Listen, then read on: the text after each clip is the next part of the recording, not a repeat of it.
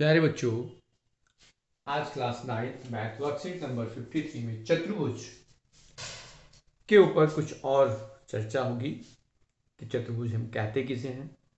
और चतुर्भुज के साथ साथ हमें ये भी मालूम होगा कि ये चतुर्भुज आपस में किसी विकर्ण के द्वारा दो सर्वांगसम त्रिभुजों में विभाजित हो जाता है। तो हम यह समझ चुके हैं कि किसी समांतर चतुर्भुज का एक विकर्ण उसे दो सर्वांगसम त्रिभुजों में विभाजित करता है। दी गई आकृति जो आपको दी गई है वो वर्कशीट में आपको दिखाया गया है कि उसमें क्या है, ए बी सी डी एक समांतर चतुर्भुज है, ए सी उसका एक विकर्ण है तथा कोण ए बी सी और डी सी डी ए जो है सर्वांगसम त्रिभुज है। यदि ये सर्वांगसम त्रिभुज हैं तो उनके संगत भुजाएं और संगत कोण आपस में बराबर होते हैं। जैसा कि इसमें समझाया गया कि वो सारे भुजाएं आपस में बराबर होंगी, सारे कोण आपस में बराबर होंगे। तो ये आप वर्कशीट को एक बार, जो क्वेश्चन आपको दिखाया गया है उसको एक बार देख लें, समझ लें कि यहाँ आपके पास जो वर्कशीट दी गई है उस वर्कशीट में आपको दिया गया है कि ये एक चतुर्भुज है और चतुर्भुज में आपको कलरफुल बड़े अच्छे ढंग से समझाया गया है कि ए बी सी डी एक चतुर्भुज है जिसमें आपको डिफरेंट कलर से कोनों को दिखाया गया है। नीले कलर में है, लाल रंग में है, हरे रंग में है।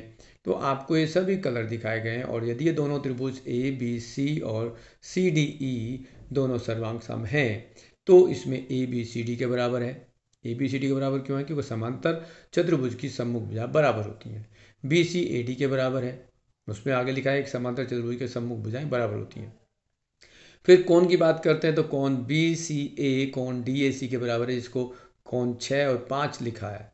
फिर कोण सी ए बी कोण ए सी डी के बराबर है, 3 और 4 लिखा है। ऐसे ही ए बी सी कोण सी डी ए के बराबर, जिसको 2 और 1 बराबर लिखा है। और ये आपको फिर लिखने के लिए बताया है, इसमें लिख के बताया कि एक समांतर चतुर्भुज में सम्मुख कोण बराबर होते हैं। किसी भी समांतर चतुर्भुज के सम्मुख कोण आपस में बराबर होते हैं तो कोण 1 2 आपस में बराबर होंगे और एकांतर कोण भी आपस में बराबर होते हैं। तो यहाँ 4 और 3 एकांतर कोण है वो बराबर होंगे, 5 और 6 एकांतर होंगे वो बराबर होंगे। अब आगे में कुछ लिखा है महत्वपूर्ण बिंदु। महत्वपूर्ण बिंदु को मतलब है कि अगर किसी चतुर्भुज की सम्मुख भुजाएं बराबर होती हैं तो वह अवश्य ही एक समांतर चतुर्भुज होता है। इसको आप याद रखना है, जरूरी है, क्योंकि आगे क्वेश्चनों में प्रयोग होगा।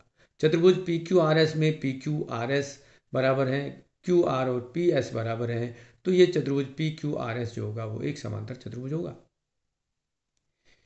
अगर किसी चतुर्भुज के सम्मुख कोण बराबर हैं तो वह अवश्य ही एक समांतर चतुर्भुज होगा। सम्मुख कोण होंगे तब भी। यहाँ फिर उदाहरण दिया गया है कि यदि चतुर्भुज एम एन ओ पी में कोण एम एन ओ बराबर कोण एम पी ओ है, तो जिसको आप कोण 1 बराबर कोण 2 लिख रहे हैं और कोण पी एम एन और कोण M N O M O P लिख रहे हैं, जिसको 3 और 4 लिख रहे हैं, वो आपस में बराबर हैं, तो ये चतुर्भुज एक समांतर चतुर्भुज ही होगा। अब आगे रिक्त स्थानों को भरने के लिए कहा गया, छोटा सा काम दिया गया, आपको एक चतुर्भुज दिया गया और चतुर्भुज में कहा गया कि ये फिल इन द ब्लैंक्स करने हैं। तो फिल इन द ब्लैंक्स आपको क्या करने हैं, इसको हम यहाँ भरते हैं। तो फिल इन द ब्लैंक्स में आप देखेंगे कि कुछ चीज़ें आपको दी गई हैं। एक चतुर्भुज बनाया गया और चतुर्भुज में एक इस तरह से चतुर्भुज बना दिया गया है और उसमें भुजाओं को मार्क किया गया। इसमें मार्क किया गया ये ई है, ये एफ है, ये जी है और ये एच है। यहाँ एच और एफ को मिलाया गया। उसमें कहा गया है कि रिक्त स्थान में पहला जो रिक्त स्थान था वो है कि त्रिभुज ई एफ एच के बराबर कौन सा जो त्रिभुज है वो सर्वांगसम होगा। तो ई एफ कहाँ है? ई एफ एच, ये एक त्रिभुज दूसरे किसी त्रिभुज के सर्वांगसम है।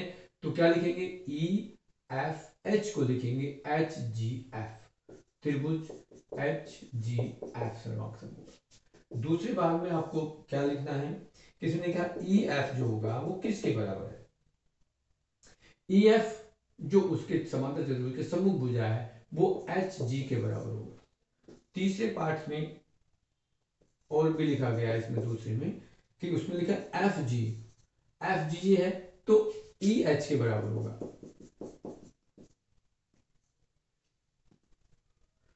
उससे आगे तीसरा भाग आपको लिखा गया कि कोण HEF किसके बराबर है, तथा दूसरे भाग इसी भाग में लिखा है कोण EHG किसके बराबर होगा।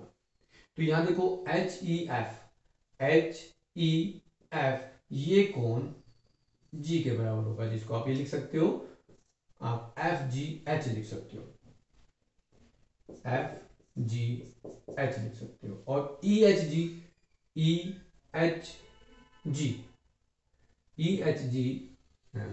सॉरी EHG जो है, EHG ये पूरा कोण हो इसके बराबर होगा। तो यहाँ EHG को लिख सकते हैं आप EFG। अब क्वेश्चन नंबर 4 फिर द ब्लैंक में लिखा है कि EHF कौन, EHF किसके बराबर है, EHF ये कौन आपका इसके बराबर होगा, जिसको आप लिखेंगे EHF की बजाय GFH लिख सकते हो, GFH। तथा और लास्ट में आपको क्या लिखा है, GHF कौन, GHF GHF मतलब ये जो कोण है आपका इसके बराबर होगा, जिसको आप क्या लिख सकते हो, इसमें आपको लिखा गया GHF तो EFH लिख सकते हो, कौन EFH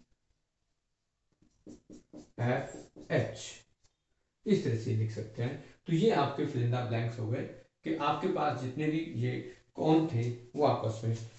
अब इसको एक ध्यान रखना है, एक प्रॉपर्टी है कि किसी भी सर्वांग त्रिभुज के संगत भाग आपस में बराबर होते हैं। तो ये प्रॉपर्टी याद रहेंगे, जिसको आप corresponding parts of congruent triangle short में CPCT भी लिख सकते हैं। तो ये आपके जो कोई वर्कशीट थी उसके fill in the blanks complete हो गए, इसको आप कर लेंगे।